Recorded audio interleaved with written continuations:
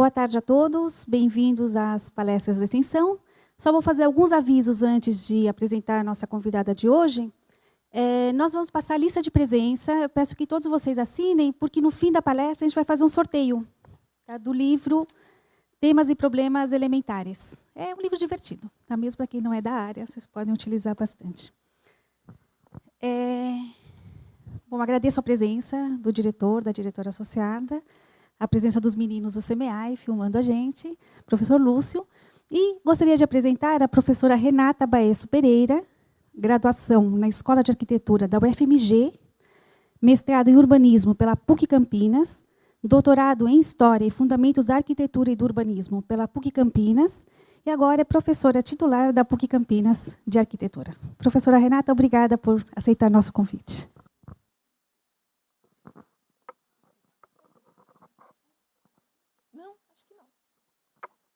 Bom, boa tarde a todos. Antes de iniciar a minha fala, a nossa conversa de hoje, eu queria agradecer ao convite do Lúcio, do professor Lúcio, da professora Laura, e pela gentileza, né, de me oferecer a oportunidade de conversar com vocês aqui hoje. E também eu queria...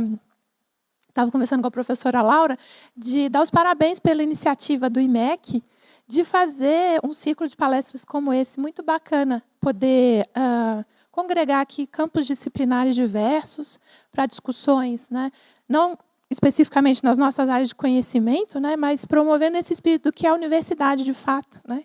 E, enfim, espero contribuir aqui para reflexões, né, nessa conversa de hoje. Tá? Bom, então, como a professora Laura falou, a minha formação é como arquiteta e urbanista, né. E nesse percurso, depois de trabalhar algum tempo em escritório de arquitetura, com projetos, hoje eu tenho me dedicado exclusivamente à academia, trabalhando no campo da história e da teoria da arquitetura e do urbanismo. Né? Quando me foi feito o convite, né, para a palestra, eu fiquei pensando, puxa vida, né, o que eu poderia falar de interessante para um público, né, talvez aqui a maior presença seja das pessoas envolvidas com a matemática. Né? E, enfim, a proposta desse tema, né, as matemáticas da arquitetura, né, porque, fazendo um percurso histórico, né, quando a gente vai vendo, desde a antiguidade até tempos modernos, como a arquitetura tem trabalhado com as suas soluções, pensado nos conceitos de beleza, pensado nas questões de comodidade, de como influir, de fato, no ambiente, né, em que vivemos e habitamos, né, as relações matemáticas pensadas, né, nesse amplo arco histórico são diversas. Né. Então, por isso, o termo no plural, matemáticas, porque não é uma maneira só de abordar, mas são várias. Tá? Eu mesma vou passando os slides, é isso? Esse controle aqui. Bom, eu coloquei aqui uma pequena citação de um teórico da arquitetura francês, que viveu aí na passagem do século XVIII para o século XIX. Né? Esse sujeito, que é o Quatremère de Quincy, né, ele foi autor de um dicionário, né, no âmbito aí das enciclopédias aí do final do século XVIII. Né. E nesse dicionário ele vai trabalhar com diversos verbetes relacionados ao que é a arquitetura, né, e às teorias da arquitetura. Né. No verbete arquitetura, né, o Quatremère apresenta uma definição, que também é uma espécie de elogio, né, ao que seria aí a arquitetura, né, que é bastante interessante da gente refletir sobre o que é, de fato, essa atividade. Né, o que é a arquitetura? Se estamos no campo da construção, da arte, dos dois. Né, então, qual que é a atividade de um arquiteto? Né? Entre todas as artes, estas filhas do prazer e da necessidade, às quais o homem associou-se para ajudá-lo a suportar as agruras da vida, né, e a transmitir suas memórias às gerações futuras, não se pode negar que a arquitetura deve ocupar o lugar mais distinto. Né. Na verdade, um grande elogio a essa atividade. No século XVIII, os teóricos ainda estão muito empenhados no sentido de elevar o Estatuto da Arquitetura ao campo das artes maiores, né, e afastá-las, né, do campo meramente construtivo, mais ordinário nesse sentido. Né. E aqui a gente percebe que, de fato, essa reflexão, né, a arquitetura vai estar sempre associada à necessidade, né, à necessidade de se construir um abrigo, de se resolver a maneira como as pessoas se relacionam num espaço, dar condições cômodas num espaço, né, seja de morar, de estudar, né, de nos relacionarmos. Né. Mas, na arquitetura também, além dessa reflexão técnica, construtiva e necessária, né, há também uma reflexão voltada à beleza, né, a um lugar que seja agradável aos sentidos, né, a um lugar que promove esse prazer. Né. Portanto, é uma atividade que está sempre associada a essas duas questões. É arte, é construção, e as reflexões relacionadas às relações matemáticas também estão associadas a um ideal de beleza na arquitetura. É o que eu pretendo discutir com vocês. Não é? Também o fato de que a arquitetura é, sim, uma forma de se transmitir às gerações futuras o que é o modo de vida de uma determinada sociedade, né, como é que as pessoas se organizam, quais são suas crenças e vivências, e isso fica para gerações futuras. Quando a gente percorre a cidade, né, a gente tem a oportunidade de vivenciar edifícios, espaços que foram pensados e construídos ao longo de vários e vários anos, né, e que vão se sobrepondo em camadas na cidade que a gente vive no presente. Né. Bom, nesse percurso histórico, eu poderia ter aí escolhido vários pontos de partida. Né. Mas vou começar aqui pela Grécia, né, onde toda a tratadística da arquitetura depois vai localizar as origens aí do pensamento ocidental relacionado à arquitetura, né, e às artes. Né. Aqui é uma imagem, talvez, de uma das construções gregas mais conhecidas, né, que é o Párteno, um templo na cidade de Atenas. Né. E aí, quando a gente vê uma construção como essa, né, reflexões que a gente pode iniciar. Né? Bom, como é que os gregos pensaram esse edifício? A partir de que princípios? Né? O que ele reflete, né, em termos de concepção de espaço e de mundo? Né? E aí, para pensar nessas questões, né, é interessante a gente começar a abordar, aí sim, algumas primeiras relações aí com a matemática. Né? Essa imagem superior é uma pedra, né, em que um relevo, né, que foi encontrado em uma ilha grega, né, e que o que a gente está vendo aqui são unidades de medidas comumente utilizadas pelos gregos. Aqui embaixo a gente tem, né, uma espécie de transcrição do relevo para esclarecer o que essa imagem demonstra. Né? Então, a imagem do pé, uma unidade de medida importante aí para os gregos. Né? Também o que eles chamavam de cúbito, né? Que é essa medida entre o cotovelo e a pontinha aqui do dedo. Né? E as outras medidas também importantes, como unidades, né, para os gregos. O palmo, né, seja ele estendido ou o palmo fechado, o dígito. Então, uma série de relações métricas. Né? São essas relações métricas que vão orientar os gregos nas suas construções. Né? Como é que a gente sabe de tudo isso? Né? As pesquisas arqueológicas, mas também, ali, eu coloquei a capa de um primeiro tratado de arquitetura, né, foi escrito no século I, tá, por um romano, né, chamado Vitrúvio. Ele vai compilar o que se tinha de conhecimento sobre arquitetura naquele momento em 10 livros da arquitetura. Né. Ali está a capa da tradução portuguesa desse tratado. Né. E o Vitrúvio, né, nos ajuda a entender essas concepções e perceptivas da arquitetura grega, né, através do seu tratado. Né. No Tratado de Vitrúvio, a gente vai entendendo, né, que essas relações métricas para os gregos, né, elas também trabalham numa relação de proporções do corpo humano. Né? Importante frisar que no Tratado do Vitrúvio não tinha nenhuma imagem, nenhum desenho, né? Era apenas um texto escrito. Né? Essas imagens que eu apresento aqui compõem a tradução da versão portuguesa, do Justino Maciel, e depois todos os tradutores do Vitrúvio, também no Renascimento, vão acrescentando imagens, interpretando o texto do Vitrúvio, né? Mas ele originalmente não as fez. Né? Mas aqui a gente vê essa relação, né, das medidas, né? O cúbito em relação ao pé, à palma, né? Há, portanto, proporções em relação a essas medidas, né? E que também, né, vão orientar, né, em relação ao corpo como um todo. Né? Então, de quantos palmos, né, se compõe a altura de um homem, quantos cúbitos, quantos pés, né?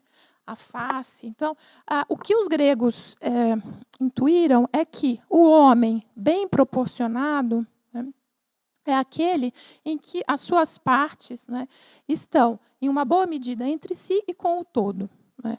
Então, essa é uma relação que vai orientar, né, a arquitetura dos gregos, mas também as artes de uma forma geral. Né?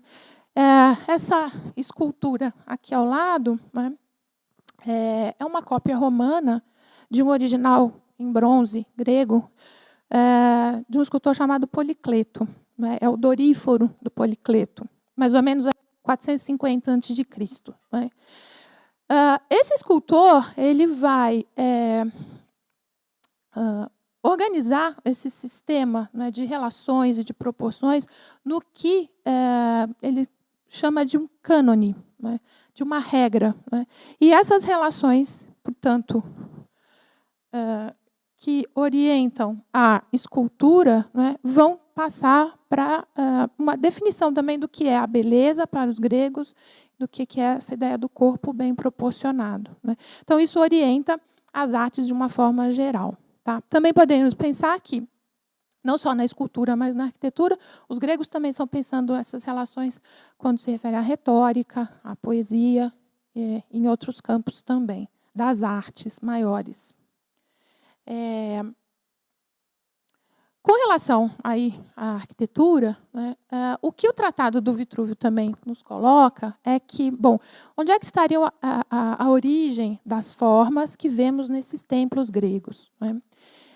De novo, relações com o corpo humano, relações métricas relacionadas ao corpo humano. Né?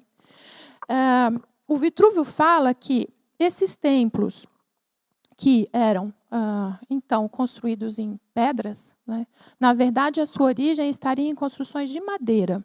Né, e que, com o passar do tempo, os gregos vão transpor, né, essas construções em madeira para uma outra materialidade, que é a pedra. Então, dessas relações que vêm da necessidade e de uma técnica construtiva de madeira, se aplicam relações métricas que os gregos intuiriam também a partir das proporções do corpo humano. Então, as colunas que a gente vai encontrar nos templos do gênero dórico, né, que é esse tipo de ornamentação, estão relacionadas à proporção do corpo masculino. E como é que é feita essa relação? A partir de uma ideia de que o corpo masculino, né, é composto de 6 vezes a medida do pé. Essa coluna dórica, portanto, é composta. Né?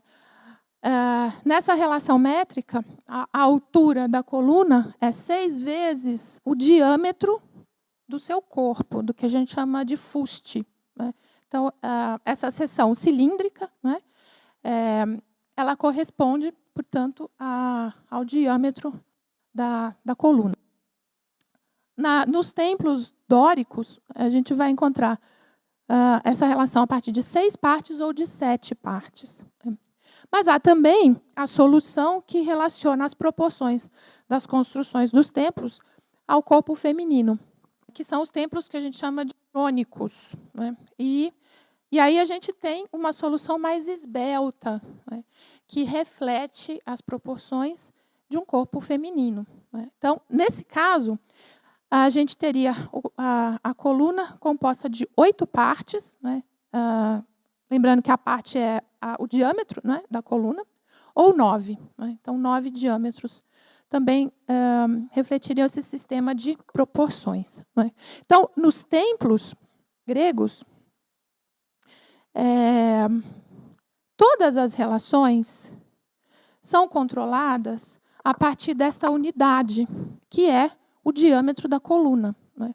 Então, não só a altura da coluna, mas também o espaço que se coloca entre uma coluna e outra. Né. Então, aqui a gente vê as diversas e possíveis relações numéricas. Então, o arquiteto ele escolhe o número de colunas e o espaçamento entre as colunas também de acordo com o diâmetro do fuste. Né. E aí as classificações são várias. Né. Não vou ficar aqui enumerando todas as classificações gregas para as possíveis relações. Né. Mas o que eu queria enfatizar é que, a partir dessa ideia de um módulo, né, se estrutura todo um sistema de proporções que vai reger todo o edifício. Né. Então, e é muito interessante porque esse é o conceito, para os gregos, né, esse é o conceito de simetria. Né. Simetria, para os gregos, era uma coisa muito diferente do que a gente entende por simetria hoje. Né. É um pouco essa ideia de um espelhamento. Né. Não. Para os gregos, a simetria é justamente a relação, né, esse equilíbrio das partes entre si e das partes com o todo. Né. Essa relação que é agradável aos sentidos. Né. Então, é isso que é a ideia de simetria. Né. E também a analogia com o corpo humano bem proporcionado. Né. Mas também é importante dizer que esse corpo humano bem proporcionado, né, não é nem o meu, nem o do Lúcio, né? É um corpo humano ideal. Né? E como é que eles chegam nessa proporção? Né? Olhando e pesquisando e medindo vários corpos, até chegar a esse equilíbrio que não vai estar nem em mim, nem em você, e nem em ninguém do ponto de vista real. Né? Mas é essa ideia de um corpo ideal bem proporcionado. Onde é que ele vai estar presente? Na arte. É a arte que imita essa beleza que se encontra na natureza, né, mas que é preciso recolher, né, nas suas partes e compô-la num todo coerente. Né. Enfim, então aqui essa expressão das colunas. Aqui, portanto, alguns exemplos de templos, né, gregos. Aqui são as ruínas de uma cidade no sul da Itália hoje, mas que era parte da Magna Grécia, né, Posidônia. O templo, portanto, mais ou menos aí, construído no ano 600 a.C. Um templo dórico, né, que é esse gênero de coluna, né, que está relacionado à proporção masculina. Né. Mas mais relacionada a essa relação aí 1:6, né, uma vista frontal do templo. Então, portanto, essas relações, né, entre o diâmetro do fuste, a altura da coluna, o espaçamento, o intercolúneo que a gente fala, né, tudo isso regido pelo módulo. Né. E, novamente, aqui o Párteno. Percebam que há uma diferença, né, entre esses dois templos no sentido de uma relação de proporção. Vocês conseguem, né? O templo anterior ele parece ser mais robusto, não é isso? Umas proporções mais atarracadas, né? Mais forte, eu diria. E porque isso também é importante. Não é uma regra fechada, né? Não é uma receita de bolo. Né? São relações métricas. O importante é que o todo seja bem proporcionado. Né? E aqui, portanto, esse módulo, né, vai ser superior aí do que 6. Né? O Pártenon, embora seja um templo dórico, ele é mais esbelto. Né? E dedicado a uma deusa, Atena, né, Mas não está inspirado nas proporções masculinas, sim, mas Atena é uma deusa poderosa, bem resolvida. Então, é conveniente ao caráter dessa deusa essa escolha, né, desse gênero. Né? Aqui também uma vista frontal. Então, percebam as diferenças, o número de colunas, né, entre um e outro, e também as relações de proporções, né, entre elas. Isso também é uma coisa muito curiosa. Né? O que é esse negócio torto aqui? Né? Os gregos também nominavam, de uma forma impressionante, né, as questões de ótica. E eles sabiam que, para que o templo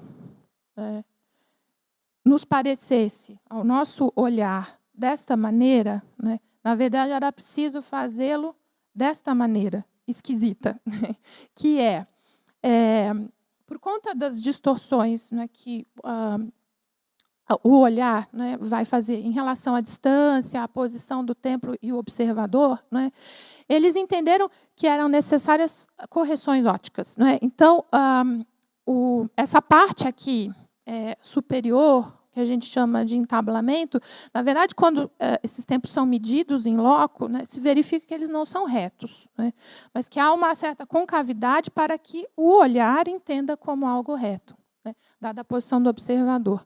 A mesma coisa em relação às colunas. Né? O módulo diz que elas deveriam ser todas iguais. Né? Mas, na verdade, para que essas distorções não aconteçam, as colunas da extremidade são mais grossas, né, mais robustas, e há também uma diferença no espaçamento no centro da disposição aqui das colunas, né, em frente à cela do templo. Né? Então, quando as medições são feitas, o que se verifica são essas distorções. Mas elas são distorções muito convenientes, porque o olho, na verdade, vai reconhecê-lo como perfeito. Né? Então, essa é também uma das sabedorias aí da arquitetura dos gregos. E aqui alguns exemplos do templo usando o gênero jônico, o feminino. Né? Então, é um templo com essas colunas mais esbeltas. Também fica no Párteno, em Atenas. É um templo dedicado à deusa Atena Niké, a Atena alada. Né? É um pequeno templo ali, logo à entrada da Acrópole de Atenas.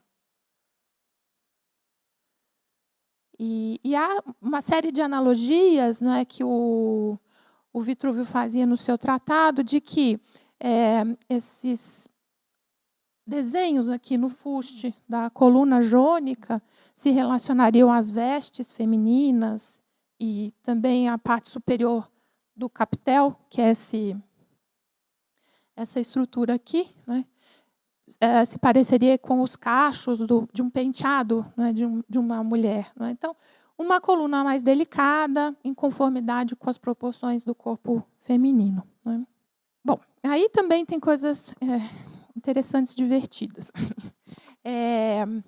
Como eu comentei com vocês, esse tratado foi escrito no século I, né? E ele vai ter uma fortuna crítica muito interessante, porque os humanistas, né, no Renascimento, vão recuperar o texto do Vitrúvio, traduzi-lo, interpretá-lo, né, e ele vai orientar aí uma série de discussões e teorias sobre a arquitetura que se fazia então, né, no 400 e no 500. Aqui são desenhos, né, que tentam interpretar as relações de proporção que o Vitrúvio colocava que seriam interessantes ao homem, à figura humana como um todo. Né? No tratado, o Vitrúvio dizia que um homem bem proporcionado é aquele que, se deitado no chão com os braços e as pernas abertas, seria possível colocar o centro de um compasso e traçar um círculo que tocaria as extremidades dos seus pés e das suas mãos. Né? E que essa figura também se inseria num quadrado. Né? O círculo e o quadrado, interpretados aí também como formas perfeitas. Né? Bom, desse texto do Vitrúvio, aí tem uma série de interpretações. E aí o pessoal vai começar a tentar colocar isso num desenho, né? Que fica muito esquisito, porque, por exemplo, esse pobre coitado aqui, desse homem esticado, né, que foi desenhado lá no século XVI, se ele fechasse o braço, provavelmente o braço dele vinha aqui, né, porque completamente sem proporção, né. Aquele outro ali também, né? Então aí vai dando, aí sumiu o círculo, né? Porque já não deu certo, né? Ou é círculo ou é quadrado, porque os dois não é possível, né? Mas enfim, a teoria, né, da arquitetura também aqui no século XV, XVI vai recuperar essas relações métricas e proporcionais de gregos e romanos, né? Tentando, enfim, interpretar o texto vitruviano. Ali também o Francesco de Giorgio ele dá uma ajeitada também, né? Coloca o sujeito de ladinho, enfim, né? E dá um jeito. Quem de fato, né, vai colocar a coisa, né, de uma maneira consistente é o Leonardo da Vinci, né? Talvez essa seja uma das imagens mais famosas. Já vi isso até em rótulo de vinho agora, né? Essa imagem, né? Mas o que o Leonardo fez, né? Ele vai, de fato, colocar o centro da circunferência no umbigo, né, deste homem, né? E vai traçar o círculo, né? Mas o Vitrúvio, em momento algum no texto, falava, né, que haveria uma coincidência entre o centro dessa figura do quadrado ou do círculo. Isso não estava no tratado, né? E também não falava de um posicionamento, né, que deveria ser o mesmo para a inserção deste homem bem proporcionado nestas duas figuras, né? Então, o Leonardo dá uma solução, né, para essa figura. Mas, enfim, o que está colocado aqui é que ainda, né, no século XV, no século XVI e por aí afora, né, essa ideia da simetria e da proporção ainda vigora no que se refere à beleza da arte e da arquitetura também, né? Isso também vai orientar, né, essas relações, não só a arquitetura e a figura, essa relação da arquitetura com o corpo humano bem proporcionado, mas também as discussões sobre a cidade, né? Aqui é também uma imagem de um tratado escrito aí pelo Filaretti, né, em que ele apresenta a planta de uma cidade, né, a cidade que ele teria projetado para o Duque de Sforza, de Milão, né, a Esfozinda, né, que seria uma cidade ideal, né. E essa cidade ideal se inscreve, né, dentro dessas duas formas perfeitas, o círculo e o quadrado, né. É um desenho do que seria a planta dessa cidade, né. Também esse sistema, né, da rotação aí da forma dos dois quadrados a 45 graus orienta também a conformação de um sistema defensivo para a cidade, né, que, à época, era muito eficiente por conta da técnica da guerra de então. Então, esse vai ser o desenho das muralhas, né, propostas aí nesse desenho de uma cidade ideal. Cada um dos raios que estão ligados, né, ou a portas da cidade ou a torres de defesa, chegam a um espaço central estruturado por praças e também nesses pontos aqui, né, praças são colocadas, seja de mercado, seja praças paroquiais aí para igrejas, né, nesse desenho de uma cidade ideal. Então, também o que a gente está vendo é que essa ordem do espaço, ela orienta a arquitetura, o corpo humano, a arquitetura, a cidade. Então, é uma ordem cósmica, né, regida aí por esse raciocínio e essas matemáticas perfeitas. Esfozinda não foi construída, mas a gente tem a construção de Palma Nova, né, uma cidade aí do século XVI, orientada por esses princípios, né, dessas geometrias e formas aí que tendem à perfeição, porque derivam do círculo, do quadrado, né? Então, essa é a cidade de Palma Nova. E também, no século XVI,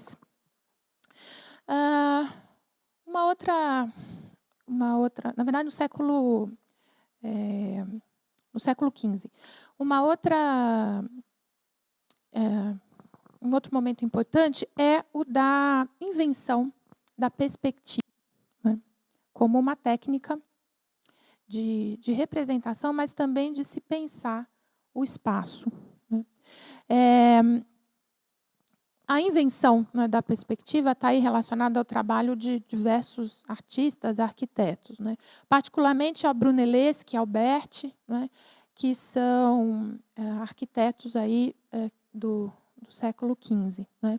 A técnica da perspectiva vai ser descrita em um tratado sobre a pintura desse sujeito aqui, o Leão Battista Alberti, né, que vai se dedicar à arquitetura. Né.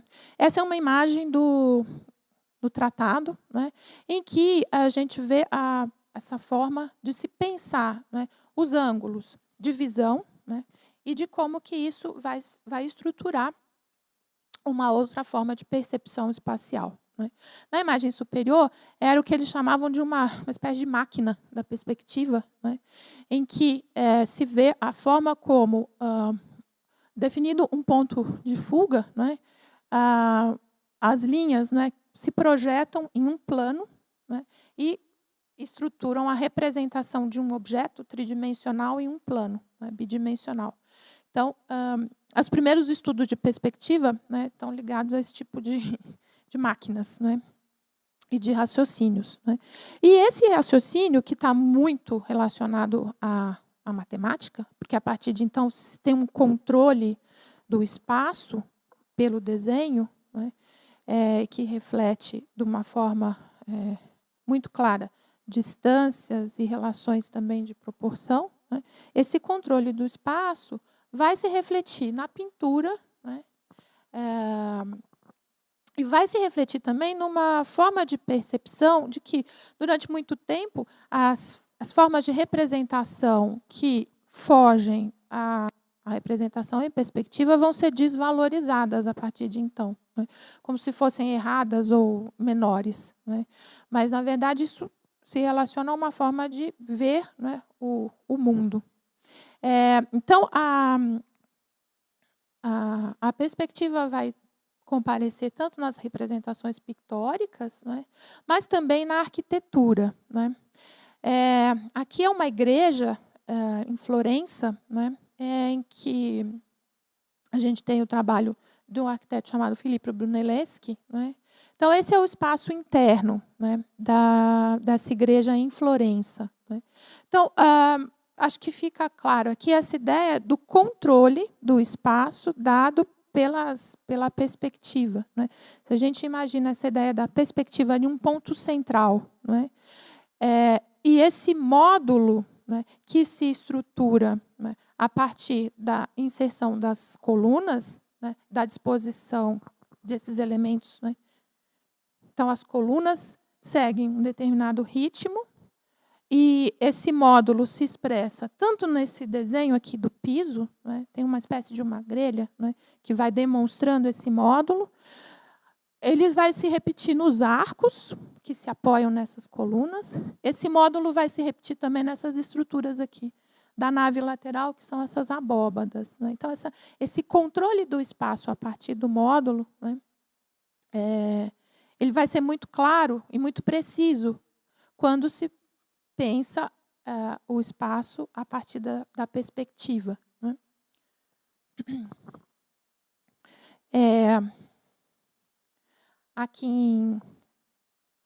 Então, esse espaço faz parte da mesma igreja, é a sacristia velha da igreja. Também é um espaço de planta quadrada, todo ele também controlado por essas relações. A gente pode pensar a partir dessa ideia do ponto central, né?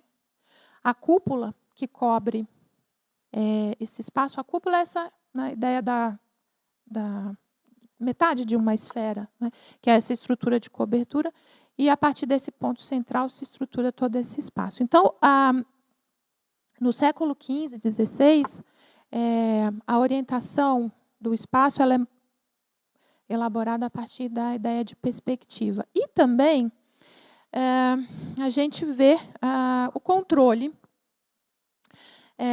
a partir de alguns traçados também que relacionam proporções. Não é? Então, aqui é a solução dada pelo Leon Battista Alberti para a fachada de uma igreja em Florença. Na verdade, essa igreja, o corpo da igreja já existia. Né? E o Alberti vai dar uma solução para a sua fachada, de uma maneira que deveria ser conveniente para essa nova ideia de cidade do Renascimento. E a gente percebe, portanto, as diversas relações de controle e de relação das partes dessa fachada, essa ideia, né, que a gente já via lá dos gregos, das partes entre si e com o todo. Né? O ideal de beleza do Alberti dizia que nada pode ser acrescentado ou retirado sem o prejuízo total do conjunto. Né? Então, a gente pode ver aqui nessa ideia dos quadrados que se estruturam, o centro do quadrado que corresponde aqui à parte superior do acesso à igreja, né? E como que essas relações métricas e de proporção vão se delineando, né? E controlam toda a solução. Também a ideia dos módulos, né, que estruturam aqui as pilastras nos cantos dessa fachada. Né? Bom, eu vou fazer alguns saltos assim vertiginosos no tempo. Tá?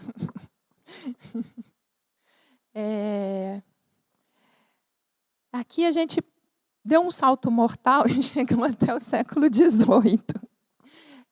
Mas a ideia justamente é explorar diversas formas, né, de encarar essas relações com as matemáticas. Né? Então, no final do século XVIII, na França, né, a gente vai começar a ver trabalhos como estes. Né? Eu acho que esse é um dos projetos mais impressionantes assim, da arquitetura. A gente poderia falar que é uma arquitetura fantástica, por quê? Nunca foi construído e nem poderia ser. É um monumento que esse arquiteto francês, Étienne Louis Boullée, projetou em homenagem a Newton. E não poderia ser construído porque, vou dar uma relação de escala para vocês. Né? A figura humana é isso aqui. Então, é uma esfera, né? Enorme, né? Gigantesca. Se a escala humana está aqui. Né? Mas então vamos entender o que é. Para o Boullée, né, o projeto em si já é arquitetura. Né? Esse exercício de pensar o espaço, de desenhá-lo, de propor, né, essa geometria simbólica, né, já é em si arquitetura. Né? Então, não foi, ele não tinha nenhuma intenção de que isso fosse construído. Ele sabia que no século XVIII seria viável uma construção como essa. Mas o que é bonito ver aqui é essa concepção de espaço a partir dessas formas perfeitas, geométricas. Então, essa ideia da esfera como uma ideia de perfeição. Né? E, simbolicamente, relacioná-la a Newton. Então, a ideia desse monumento é muito bacana. O cenotáfio é um monumento funerário. Né? E ele pensou esse espaço, né, internamente, como ele seria. Né? O Boullée imaginou que essa esfera seria perfurada, né? Essa calota, né? Ela seria toda perfurada. E, de dia, né, quem entrasse nesse cenotáfio, né, teria a impressão de estar sob a abóbada celeste. Enfim, esse universo que o Newton tanto se ocupou em estudar e entender, né, estaria simbolicamente representado aqui nessa esfera. Né. E, ao contrário, durante a noite, se acenderiam aqui, né, pontos de luz, né, velas, no século XVIII ainda, para que se criasse justamente o efeito contrário, essa ideia do Sol, né? Como esse astro, né, principal aí do universo. Então, a concepção desse espaço que tem uma forte carga simbólica é pensada a partir da pureza de uma esfera, né? Enquanto essa forma absoluta e perfeita, né? Acho que esse é um dos projetos mais bacanas assim, do século XVIII. E também algumas aqui também relações com o espaço das cidades, né? Essa é uma cidade também projetada por um outro arquiteto francês chamado Ledoux, que viveu no finalzinho do século XVIII, passagem para o século XIX. Esse projeto é de uma cidade cuja função seria a produção de sal. É a cidade das Salinas do Rei. O Ledoux era um dos arquitetos que ainda trabalhava para o rei da França. Depois da Revolução, ele foi preso, enfim. Mas aqui, o projeto do Ledoux estrutura, novamente, essa ideia de uma cidade ideal, né? No centro dessa cidade, que tem essa forma elíptica, toda ela orientada, né, em direções radiais aqui, se colocaria a casa do diretor das Salinas e os espaços de produção do sal. É o sal mineral, né? E em torno desse núcleo, as casas dos trabalhadores da salina, né? É interessante porque é um dos primeiros projetos, uma espécie de uma vila operária do século XVIII. Os trabalhadores que morariam aqui teriam um espaço de cultivo. E é muito interessante pensar nessa geometria que habilita o controle do espaço de uma forma muito eficiente. Porque, se a gente pensar, esse diretor que se coloca nesse centro, né, ele tem uma capacidade de controle visual de todo o espaço, né? Então, de controle de tudo que acontece. Então, é um espaço do controle absoluto. Aqui, a planta de metade, enfim, dessa elipse, né? E, de fato, essa cidade foi construída, né? Hoje ela é um sítio tombado pela Unesco, na França, é possível visitá-la, foi restaurada, e a gente, enfim, consegue, de fato, ter essa apreensão espacial, né, de uma cidade desenhada e pensada a ideia do controle absoluto do espaço, né, dessa geometria bastante precisa.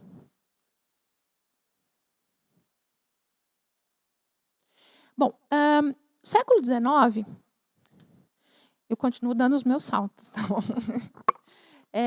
Eu voltei aqui à ideia dos tratados de arquitetura e também as maneiras de se ensinar a arquitetura, né? Isso aqui é uma espécie de compilação de um curso de arquitetura de um arquiteto chamado Durand. Ele foi professor da Escola Politécnica Francesa, né? Então, o papel dele era ensinar, né, aos engenheiros politécnicos como projetar edifícios, né? E é muito interessante a forma como o Durand vai simplificar esse método de ensino a partir de soluções muito elementares, né? Então, ele faz aqui o que ele chama de combinação, de conjunto de edifícios, né, que são o resultado da divisão do quadrado, do paralelogramo, né, e das suas combinações com o círculo, né. Dessas formas elementares, o Durand propõe diversas combinações possíveis que vão ter como resultado edifícios, né. Então, essas combinações depois passam para um papel em grelha, essa ideia de um módulo, né? Mas percebam, já é um módulo que não tem nenhuma relação antropométrica, como os gregos, né? Ele é absolutamente abstrato e muito eficiente, né? A ideia de construir pela França, né, equipar cidades francesas de edifícios eficientes, né, mas sem se voltar às relações antropométricas. Para ele, isso já tinha perdido o sentido, né?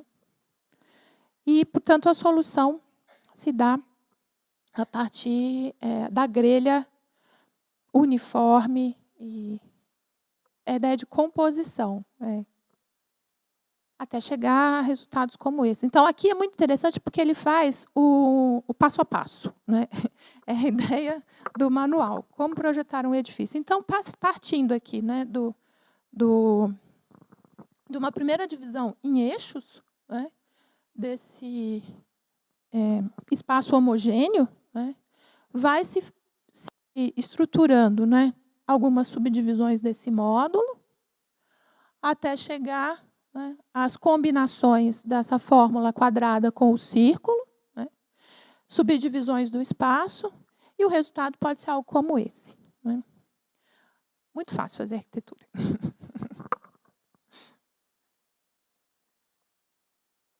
É uma forma operativa, né, de se pensar o espaço. E, por fim, como é que nós estamos de tempo? Está tranquilo? Tá. Mas já estamos aqui Bom, chegamos ao século XX. E não sei se vocês conhecem, já ouviram falar desse arquiteto. Ele é de origem suíça, mas trabalhou basicamente na França, veio ao Brasil, né? Esteve no Brasil, foi responsável aí por dar início às discussões da nossa arquitetura moderna, né? Então, o Le Corbusier, né? E ele, na Europa, na França, vai ser autor de diversos projetos de casas, né? Então, essa casa, né, é do começo do século XX, né? Ele vai ser aí das grandes figuras da arquitetura moderna, né? E, portanto, é interessante a gente ver como que o Le Corbusier pensa o espaço a partir de outras concepções, né? Então, é uma vila no campo, afastada da cidade,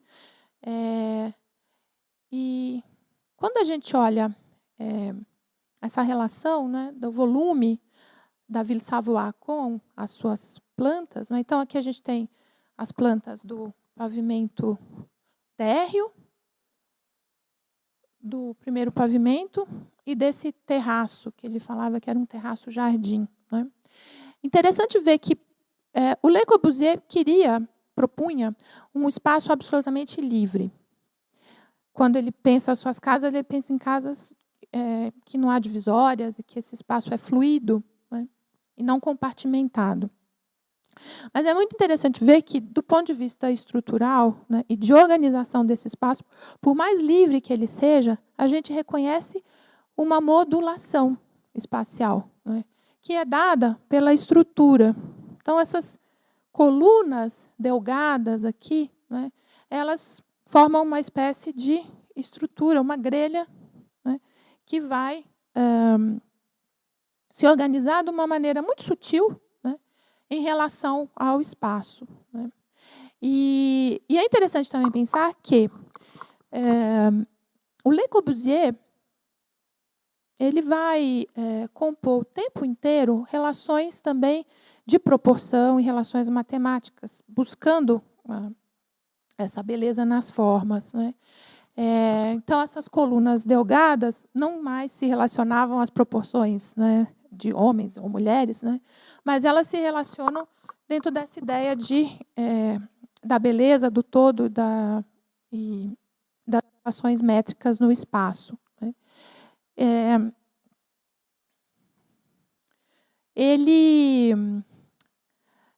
Na década de 40, o Le Corbusier vai propor o que ele chama de um modulor, né? É interessante porque lá, então, no século XX, ele propõe a volta a um sistema, né, métrico que vai investigar as proporções humanas. Esse seria o homem europeu, né, nas suas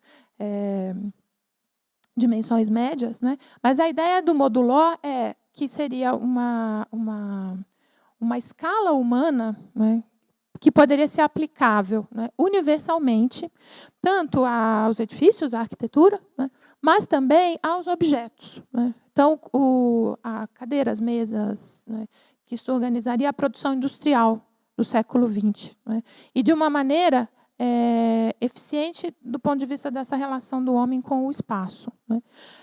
Então, o Le Corbusier, nos seus projetos, vai propor...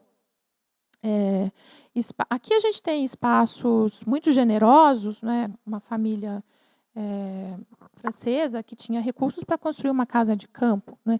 Mas há projetos do Le Corbusier em que ele trabalha espaços muito compactos, a ideia da unidade, né, de habitação, a unidade mínima. E, portanto, essa relação, né, do homem com o espaço, ela precisa ser muito bem orientada no sentido das suas medidas e proporções, de uma forma eficiente, mas também bela. E aí a gente vê, então, o retorno às relações de proporção do corpo nas suas partes e com o todo. E ele era um crítico aí do sistema métrico, que, segundo Le Corbusier, o metro não queria dizer nada, né, como uma medida universal. E aqui também, embora, né, a arquitetura moderna se coloque como uma ruptura à tradição, à história da arquitetura, nas suas formas, na sua concepção de espaço, é interessante pensar em algumas comparações.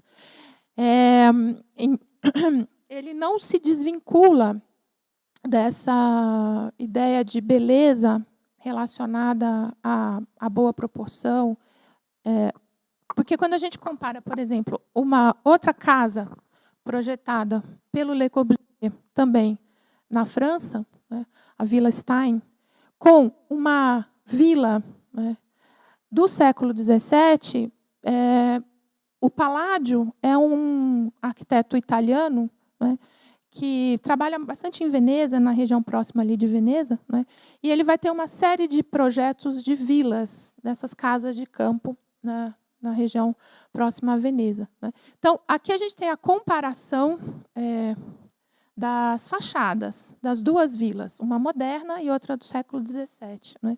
E nessas comparações, a gente vê a ideia da proporção áurea, né, de como que as relações métricas se organizam dentro dessa proporção áurea. E quando a gente olha para a solução das plantas, desses dois projetos, é interessante, aqui a planta da vila italiana, do século XVII, compartimentada, né, definida por uma organização de espaços que tem, inclusive, uma orientação em eixo, né, e aqui o esquema de modulação desse espaço, né.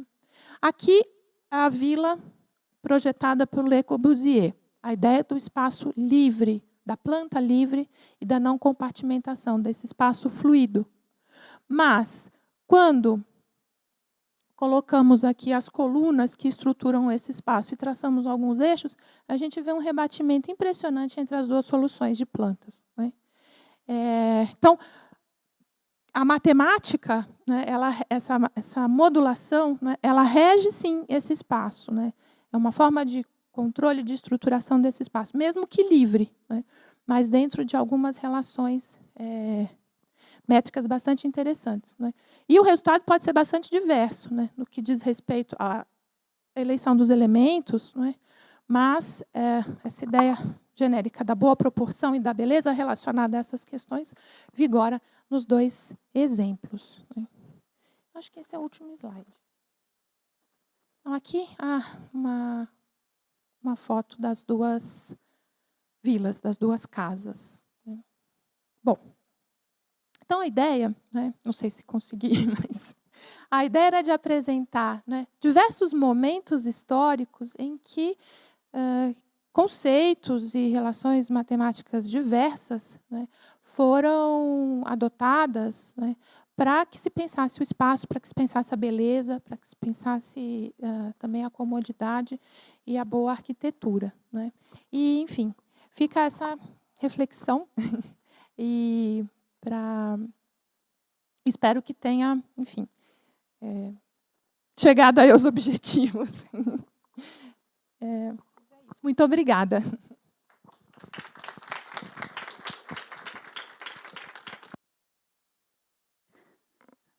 Bom, interessantíssimo, né?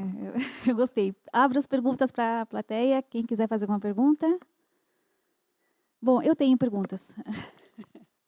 Então, você falou bastante no período antigo e no período do século XX sobre beleza. Essa foi uma palavra que você usou, mas foi uma palavra que você não usou quando você falou do Duran no século XIX. Você falou de eficiência ali. Tá. Pergunta, é porque o conceito de beleza não era interessante na época para ser aplicado na arquitetura, ou o conceito de beleza era outro?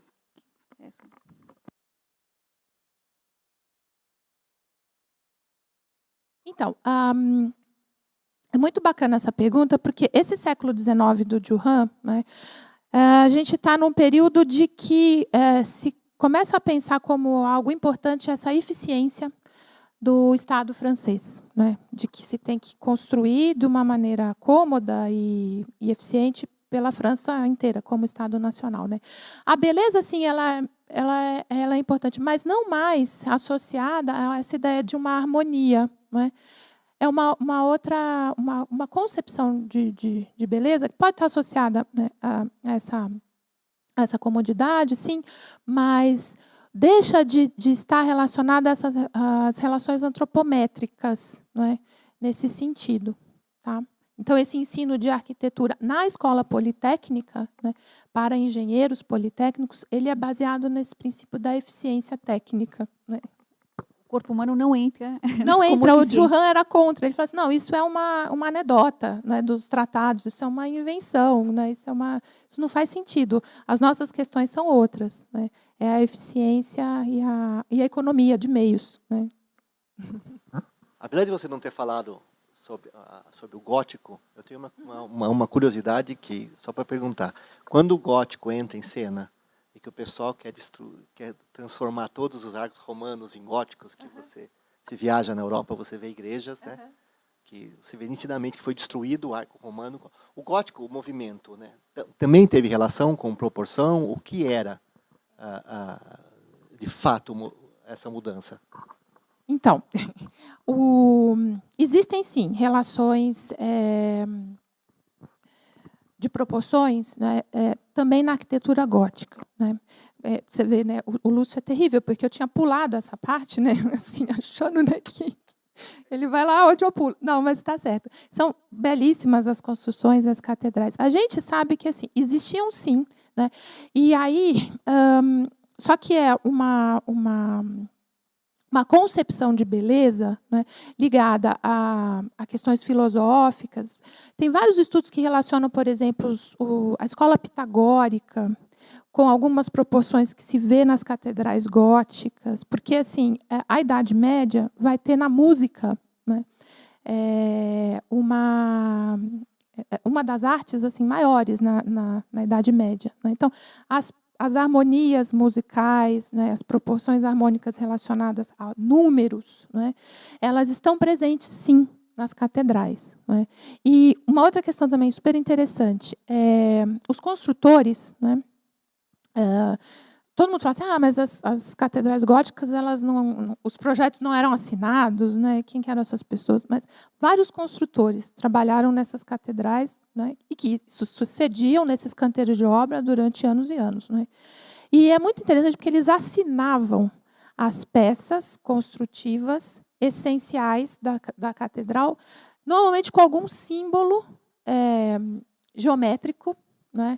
Às vezes um pentágono, uma figura geométrica ligada a essa geometria simbólica da perfeição, e eles assinavam as peças-chave. Então, numa abóbada, a peça-chave que fecha e não deixa ruir, ela era assinada com essa forma geométrica gravada, era a assinatura daquele construtor, ele não colocava seu nome, mas ele colocava seu símbolo, né. E essas proporções, sim, são caras também aos construtores das catedrais. Você falou da cúpula, que ela era construída. Como que era feito isso? Com- porque por retangulares você consegue construir estacas, né? Na cúpula, como que é construído? Então, há cúpulas que era necessário fazer o que a gente chama de um cimbramento de madeira. O que é o cimbre? É uma forma, é uma estrutura de madeira que é feita. Então, portanto, era necessário um carpinteiro, uma equipe, né, um grupo de carpinteiros que faziam essa forma, né? E as peças, né, de alvenaria vão sendo colocadas, né? Porque a cúpula é o que a gente fala de uma forma autoportante, né? Ela não tem os apoios, ela em si é o seu próprio apoio, né? Então, as peças vão sendo assentadas da base em direção ao cume, né? E quando se coloca a última peça de fechamento, normalmente é um anel de fechamento, que faz com que se comprimam as outras peças, né? Essa forma de madeira pode ser retirada e a construção se estabiliza e não cai, né? Então, essencialmente, é essa a ideia da cúpula. Tá? Eu queria fazer 2 perguntas. A primeira é: o que vocês levam em conta? Quais são os objetivos e conceitos que vocês usam hoje na arquitetura? O que vocês acham mais importante, basicamente? E como que se dá aqui no Brasil, por exemplo, não sei, São Paulo, que é uma cidade que surgiu, que não foi planejada, e aí como que vocês contornam isso hoje, entendeu? Para atingir os objetivos de vocês hoje. Deixa eu perguntar mais fácil, né? Bom, isso é muito legal, porque assim, eu mostrei aqui um monte de exemplos históricos, mas e hoje, né? O que a gente pensa, né? Para que a gente estuda história, né? Bom, os nossos conceitos de beleza talvez tenham mudado bastante, né? Mas hoje eu acho que a arquitetura se volta muito para uma questão relacionada ao meio ambiente e à sustentabilidade, pelo menos deveria, né? Então, essa ideia de eficiência, né, ela deve ser uma eficiência do ponto de vista da economia, dos meios para se construir um espaço agradável e útil, né? Mas ela também deve ser eficiente do ponto de vista de que se promova, né, uma boa condição de conforto térmico, acústico, sem que a gente precisasse, né, o tempo inteiro, né, de ar-condicionado, né, e de coisas nesses apêndices nas construções. Então, que ela dialogasse melhor com o meio ambiente, né, também com relação aos materiais, né, materiais eficientes e que dialogassem melhor com os recursos que são finitos, né. Então, nesse sentido, hoje, a arquitetura contemporânea se pauta muito pela ideia de sustentabilidade, de uma forma geral. Construtiva, mas também, aí, bom, pensando no... Infelizmente, hoje no Brasil, ainda, os arquitetos são vistos de uma forma muito elitizada, né? Normalmente, o senso comum associa o arquiteto àquela figura que vai construir uma casa, né, para as pessoas que têm dinheiro para pagar um projeto, construir uma boa casa, né? Não deveria ser assim, né? O nosso papel também está muito relacionado a se propor uma cidade mais justa, né, para todos, né? E a gente tem trabalhado nesse sentido no ensino da arquitetura também, né, de que os arquitetos consigam atuar também nos lugares em que parece que não tem arquitetura, né, que parece que está tudo desorganizado, né? Então, nesse sentido. Agora, São Paulo. São Paulo é incrível, né? Assim, você fala assim, não foi projetada. Tem muito plano urbano proposto em São Paulo ao longo da história, né? A origem de São Paulo, sim, quando a gente pensa na chegada dos colonizadores, os jesuítas, como se instalam nesse local, né? E a partir dali a cidade vai se estruturando, não necessariamente por um projeto, mas por uma concepção de espaço desses colonizadores que vão estruturando aquele meio. Mas São Paulo é uma cidade que tem diversos planos urbanos, né? Foram feitos para São Paulo, né? Inúmeros. Mas parece que a maneira como a cidade cresce, né, e parece que a gente nunca está dando conta, né? A gente está meio que sempre correndo atrás do prejuízo de tentar resolver os problemas urbanos de São Paulo, né? Mas são reflexões importantes, sim, que a gente tem tentado trabalhar na escola, né? Formando os nossos jovens arquitetos e urbanistas nesse sentido também, né? Acho que não sei se... Bom, continuando com São Paulo, que é uma cidade que eu gosto muito, ali, como você falou de vários projetos, tem de fato, a Lina Bobardi foi uma arquiteta importante que fez diversos projetos na área das artes, do convívio social, e etc. E o Marcelo Ferraz, que foi aluno dela, que trabalhou com ela no Sesc Pompeia, em particular, continua isso com o Praça das Artes, no centro histórico de São Paulo e tudo. E alguma vez eu ouvi ele falando sobre a importância da arquitetura, não é exatamente o que você enxerga como prédio, mas os espaços vazios, que é onde a pessoa convive. Você poderia falar um pouco disso? Porque, para a gente, como matemático, trabalhar com a definição do que é ou do que não é algum conceito também é importante, é relevante. Por favor. Então, a gente parece que o tempo inteiro está delineando esse vazio. Parece que seja a mesma atividade do arquiteto, né? E essa concepção, né, do vazio, ela também é histórica, porque isso é uma questão interessante. Nem destaquei isso, mas quando a gente vê a arquitetura de gregos, né, não é uma arquitetura do espaço interno, né? Esse templo ele é sempre visto e apreciado de fora, né? O estar no espaço não faz sentido para o grego, né? Ele vive no espaço público, na ágora, na acrópole, mas é sempre essa relação com o edifício de uma forma externa, né? E é com a arquitetura romana que essa concepção do espaço interno do vazio começa a se estruturar, nas estruturas das cúpulas, desses espaços que se ampliam, né? E é interessante porque a atividade do arquiteto é essa sempre de delinear, né, limites, paredes, né, coberturas, pisos, mas o que nos interessa é o que acontece dentro desse delineamento, né, do espaço, desse vazio, que pode ter várias formas, né? Desde essa forma mais fluida do espaço moderno, que também trabalha com a ideia de um espaço em movimento, né? Não estático, né? Um pouco essa concepção também do Sesc Pompeia, da Lina, né? Essa ideia de um espaço fluido que está sempre em movimento, né? E não necessariamente estático, né? Não sei se eu consegui. Uma pergunta? Não? Bom, então agradeço novamente. Você quer fechar com alguma... Não, eu que tenho que agradecer. Foi super divertido e espero que, enfim, a gente tenha, né, chegado aí umas discussões interessantes. Obrigada. Então, agradecemos de novo.